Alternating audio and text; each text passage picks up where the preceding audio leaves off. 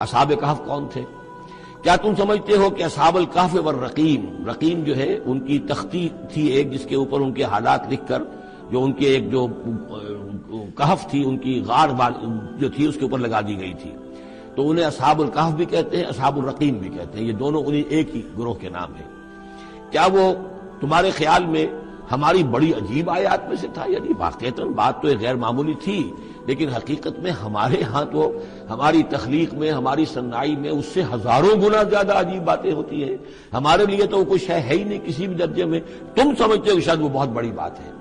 یہ سابق کہف کا جو قصہ ہے، اب میں سمجھتا ہوں کہ پورے وثوق کے ساتھ ہم کہہ سکتے ہیں کہ یہ قصہ کیا تھا۔ دیکھیے، جب حضرت مسیح علیہ السلام آئے ہیں تو یہ پورا علاقہ جو ہے فلسطین کا اور یہاں پہ جو آپ نے تبلیغ کی ہے، تو یہ اس وقت رومن امپائر کا ایک حصہ تھا۔ اگرچہ مقامی طور پر ایک لوکل بادشاہ جو تھا یہودی وہاں پر حکومت کر رہا تھا، لیکن وہ پپٹ تھا، اصل میں تو حکومت جو تھی رومیوں کی، جو رومی تھے بت پرست۔ اور اس کے بعد چونکہ انہوں نے بغاوت کی، حضرت مسیح تو اٹھا لیے گئے سن 30 عیسوی کے آس پاس یا 33 عیسوی کے آس پاس، لیکن اس کے بعد جو ہے ان یہودیوں نے بغاوت کی رومیوں کے خلاف، جس کے نتیجے میں سن 70 عیسوی میں ٹائٹس رومی نے تو ان کی حکومت بھی ختم کی اور بیت المقدس کو برباد کیا، یروشلم کو تباہ کیا، 1,33,000 یہودیوں کو قتل کیا اور ان کو بھیج دیا، نکال دیا وہاں سے باہر۔ اس وقت کا معاملہ یہ ہے کہ اب کوئی اکے دکے جو بھی رہ جاتے تھے یہاں پر، کوئی یہودی یا عیسائی، یہودیوں کو تو نکال دیا، عیسائی رہ گئے، لیکن عیسائیوں پر بھی بہت ظلم ہوتا تھا۔ یہ موحد تھے، حضرت عیسیٰ کے ماننے والے، وہ بت پرست تھے۔ تو اس زمانے میں کہیں بادشاہ کوئی تھا، ڈیسیس یا دقیانوس جس کو کہتے ہیں، اس کے زمانے میں کچھ جو عیسائی تھے حضرت عیسیٰ پر ایمان رکھنے، آج کے عیسائیوں پر قیاس نہ کیجئے، جو نصارہ تھے حضرت عیسیٰ کو ماننے والے جو موحدین تھے، ان میں سے کچھ نوجوانوں کی پیشی ہوئی بادشاہ کے دربار میں۔ انہوں نے کہا کہ تم اپنے نئے دین سے اگر باز نہیں آؤ گے، اتنے دن کی مہلت تمہیں دی جا رہی ہے تو تمہیں سولی چڑھا دیا جائے گا، بس مہلت دی جا رہی ہے، جاؤ غور کر لو، سوچ لو۔ ان لوگوں نے آ کر سوچا کہ اب نہ تو ہمارے لیے یہ ممکن ہے کہ ہم مقابلہ کر سکیں، چلو کسی غار میں چھپ جاتے ہیں، دیکھیں اللہ تعالیٰ کیا کرتا ہے ہمارے لیے۔ وہ ایک غار میں جا کر چھپ گئے، اور غار میں جا کر چھپے ہیں تو اللہ نے انہیں وہاں پر سلا دیا، موت تاری نہیں کہ سلا دیا۔ اللہ کروٹ بھی بدلواتا رہا، ان کے لیے سارا کچھ بندوبست کیا، اللہ کی قدرت میں تھا۔ حضرت عزیر کو 100 برس کے لیے مار دیا تھا، موت کے بعد ان کو دوبارہ زندہ کر دیا۔ لیکن یہ کہ ان کا معاملہ یہ ہے کہ ان کو وہاں پر جو ہے تقریباً 300 برس یہ وہاں پر پڑے رہے اس غار کے اندر۔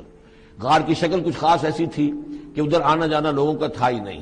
اور یہ ہے جو موجودہ ترکی کے علاقے میں شہر ایفسس ہے ایک، اس کے آس پاس ہیں اس طرح کے غار، جیسے اجنتا کے غار ہندوستان کے مشہور ہیں، ایسے ہی وہاں بھی غاروں کا سلسلہ ہے، اور ہیں بھی وہ ایسے کہ ان کے دہانے جو ہیں وہ ہیں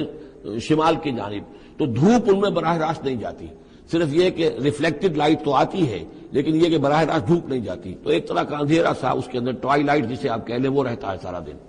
وہاں پر یہ 300 برس تک سوتے رہے۔ اس 300 برس کے عرصے میں یہ ہوا کہ رومن امپائر جو ہے اس نے خود عیسائیت اختیار کر لی۔ 300 عیسوی کے اندر کانسٹنٹائن جو تھا ایمپرر، وہ عیسائی ہو گیا، اب پوری امپائر جو عیسائی ہو گئی۔ اب اس کے زمانے میں اس کے بعد تھیوڈوسیس ہے ایک، 446 عیسوی میں یہ تھا، اس کے زمانے میں اللہ تعالیٰ نے ان لوگوں کو جگایا 300 برس کے بعد۔ اب یہ سمجھ رہے ہیں کہ وہی زمانہ ہے، وہی کفار کی حکومت ہے، وہی مشرکین ہے۔ اب انہوں نے ڈرتے ڈرتے اپنے کسی ایک آدمی سے کہا بھائی جاؤ یہ لے کے سکہ لے کر جاؤ، چاندی کا، کچھ نہ کچھ کھانے پینے کے لیے لے کر آؤ، دیکھنا لیکن اس طرح ہو کہ ہمارا پتہ نہ چل جائے کہ ہم یہاں چھپے ہوئے ہیں۔ وہاں جو گئے انہوں نے وہ سکہ پیش کیا، اور کہا یہ سکہ تمہارے پاس کہاں سے آیا؟ یہ تو بہت پرانا سکہ ہے، تو 400 سال پرانا، 300 سال پرانا سکہ کہاں سے لے آئے تمہیں کوئی خزانہ ملا ہے؟ بہرحال اس حوالے سے اب وہ جو ہے وہ پکڑے گئے، ان کی حالت جو ہے وہ جو بات سامنے آ گئی، لیکن جب بات سامنے آ گئی تو اب ان کا تو بہت یعنی وہ عزت کی گئی، اس لیے کہ اب تو جو ان کا مذہب تھا در حقیقت پوری مملکت کا مذہب وہی ہو چکا تھا، تو صورتحال تو تبدیل ہو چکی ہے۔ پھر یہ کہ اس کے بعد تفصیل معلوم نہیں ہے کہ غالباً وہ جا کر اپنی اسی غار میں وہ سو گئے ہیں، یا دوبارہ اللہ نے ان پر وہیں پر موت طاری کر دی ہے، اس کا دروازہ بند کر کے اور اس پر ایک تختی لگا دی گئی ہے۔ یہ اصحاب کہف ہے۔ گبن کی جو ہے decline and fall of Roman Empire, اس میں بھی یہ 7 سلیپرز، 7 سونے والے، ان کی کہانی موجود ہے۔ یہ چیز جو ہے گویا کہ رومن لٹریچر کے اندر موجود تھی، اس کا جو ذکر موجود تھا، اور قرآن مجید میں یہ امتحاناً سوال کیا گیا حضور سے، تو اس کا جواب دیا گیا کہ یہ 300 برس تک کچھ لوگوں کو سلا دینا یہ اللہ تعالیٰ کے نزدیک تو کوئی بڑی بات نہیں ہے، تمہارے نزدیک